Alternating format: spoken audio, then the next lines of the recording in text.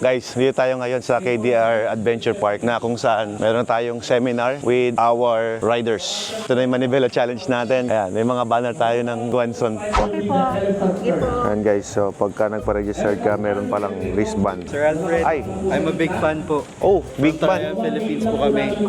Si Sir Dave, Darwin po. Okay lang po magpa-picture kami sa inyo sa Triumph. Oo naman po. Thank you, Hi, sir. Darwin. Dave po. Hi, Darwin and Dave. Hi. Rose, Hi, Ma'am Rose. Kamusta? Guanzon. Yeah, oh wow. Nandito sila. Kamusta? They're here. And I'm happy to see them here. Sige po, kain mo na, breakfast mo na. Breakfast agad? Guys, ito yung ginamit ko no test ride. Yung nakikita nyo sa video, ito yun. This is a 400cc na napakaganda para sa mga baguhan, sa mga beginner na gustong masubukan itong 33 obstacle course. At proven to na kayang tumapos ng 33 obstacle course. And don't forget, 339,000 lang to. Uy, mura no? 339 lang to? Oh, 339. Di ba sir, usually kung ilang cc, yun din yung presyo. Dapat 400,000 to eh. Yung 339 ha, kasama yung headlight guard. Kasama to? Kasama Wow. yan. Kasama tong handguard. Pati ito? Oo, Oh, kasama nice. tong handlebar. O ito yung gamit nito kapag ka nag-stow ka, babangga yung dibdib mo dyan. Oh. Ito yung May sasalo. radiator guard din. Pati itong radiator guard. Wow. Ito yung mismong bike na ginamit ko, di ba? Ano to? Pre-ride, test ride ba to? Test ride Oh, today. test ride to. Oo. Sa Manibela Challenge. Pwede i-test ride today, yes. Wow! Oh, yan, i-invite namin kayo to join our Manibela Challenge and try this Triumph 400X Scrambler. Napaka-solid. Tsaka ito, hindi ka mawawala sa uso. Kasi classic look siya. Hindi naluluma yung gantong design, di ba? Yung iba ka mga bagong motor ginagawa pang ganito eh. Oo. Ito Scrambler type na. Iconic pa rin yung design niya. Yes. Timeless, So timeless. hindi siya nawawala sa uso. Nice. Thank you. Thanks, Mark. Thank you po, sir. Thank you. Morning. Masarap ka, boss. Masarap ka. Minsan lang ako makatabi ng vlogger. Ayun lang ako makatabi ng vlogger. Sir, I can order Max. From Hi. Kawasaki, sir. Yeah. Hello Keno po. po sa Bataan, Pampanga, Zambales, Ah, nice to meet you po, sir. Sa mga nagtatanong pala kung ano yung ginagamit ko sa aking buhok, kung bakit siya nanatiling makapal, bigyan ko kayo ng konting background sa akin. Ako po ay Yung lahi. lahi namin ng kalbuhin. Yeah. Bago pa kami, grabe naman makapal. Bago pa ako makalbo, ito na yung ginagamit ko. So ito yung shampoo na ginagamit ko. Yan. Conditioner. Tapos gagamitan ko siya ng conditioner after taking a shampoo. And then after taking a bath, ito na.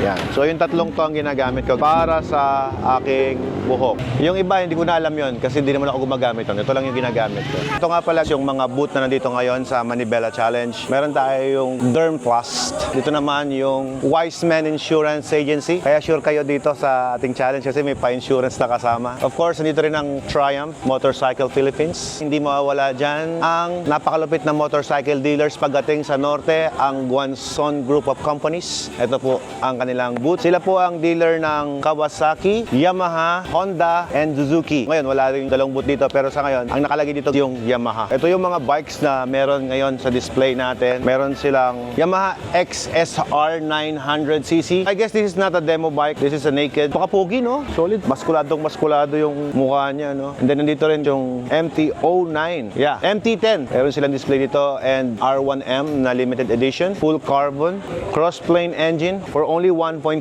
million pesos. Ganito yan guys kapag bibili nyo na. Nag-assume agad eh. May dalang susi, ibig sabihin talagang magbebenta dito yan. Meron tayong Kawasaki dito na na-display at ito yung pang demo bike nila para sa mga riders na gustong masubukan ang ating 33 obstacle course dito sa KDR Camp Adventure. Ito po ang KLX 150R na pahiram ng Kawasaki Philippines para masubukan ng mga riders at ma-improve ang riding skills ng ating mga kamanibela na sasali dito sa ating Patimpalak. This challenge ay hindi lang basta challenge. May twist ito na may kasamang charity na over 2 million pesos ang ipamimigay para sa ating mga lalahok. At the same time, sa mga charitable works naman, 500,000 for your chosen beneficiaries. And of course, 200,000 para sa mananalo sa female category na libre ang registration and 150,000 for the second runner-up and 100,000 for the third runner-up. And sa male category, ganoon din po. Meron lang po tayong bayad na 10,000 pesos for the individual category, 200,000 para sa first na mananalo, at sa second naman ay 150,000 at 100,000 naman sa third prize. Nanalo ka na, nakatulong ka pa. Yun ang Manibela Challenge. Thank you so much again sa mga nag-sponsor sa event na to, and hopefully maging successful at maulit pa ito next year. Let's go. Tara, test ride na tayo. Sasakay po tayo sa jeep ng... Uy, talaga ba? Papasok na po tayo sa Jurassic Park. Jurassic Park. Sasakay na kami sa Jurassic Park. Alam niyo bang ganyan ang sinasakyan pag nasa South Ayan, Africa no? ka? Pag mag-tour ka sa desert, ito yung sasakyan mo talaga. Wow! Una pala kayo. Wow! Akala ko sa wish bus tayo sasakay. Dito pala.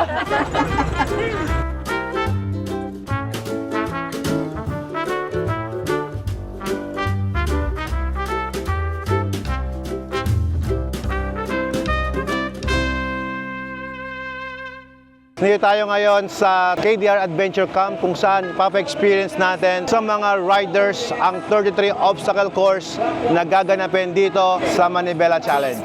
Tara! Cup. Am I really asking for much? It's been a long week, I'm looking for fun. Please fill my cup, find me under the sun.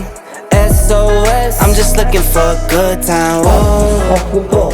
Thank you, thank you. And I'm singing like, Fine. Okay, lit check, been a minute, let me hit the homies in a group text. 10 years, same team. True vest. Got a couple trophies, but no chains on the neck. No. Got a couple Cardis, we don't flood with baguettes. It's a very small world, so my hand holds. Wake up, make the money, that's Okay. Right now. actually a good opportunity. So relax, good throttle control, avoid our obstacle course for today.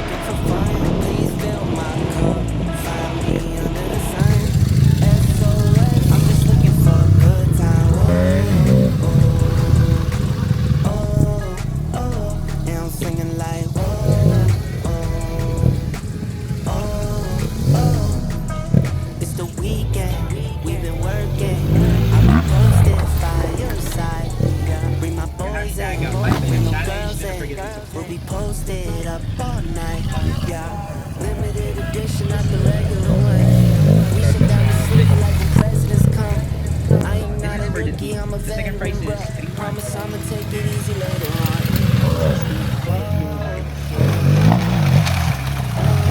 You can use a hashtag.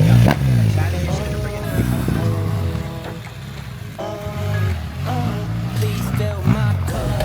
Am I really asking for much? It's been a long week, I'm looking for fun. Please fill my cup. Find me under the sun. I'm just looking for a good time. And I'm singing like,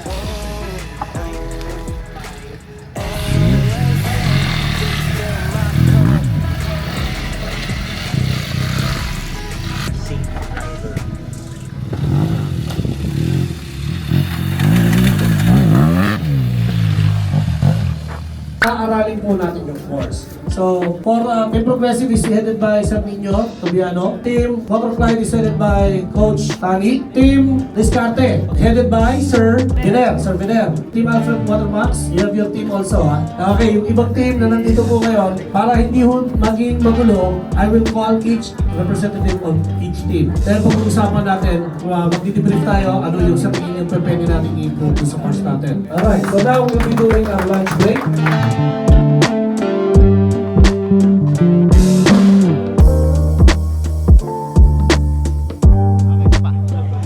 Muli, this is Alfred Watermax, ang inyong host mga kamanibela. Palaging tandaan, Diyos ang sandigan, serbisyong publiko ang aming pinahalagahan. Yeah!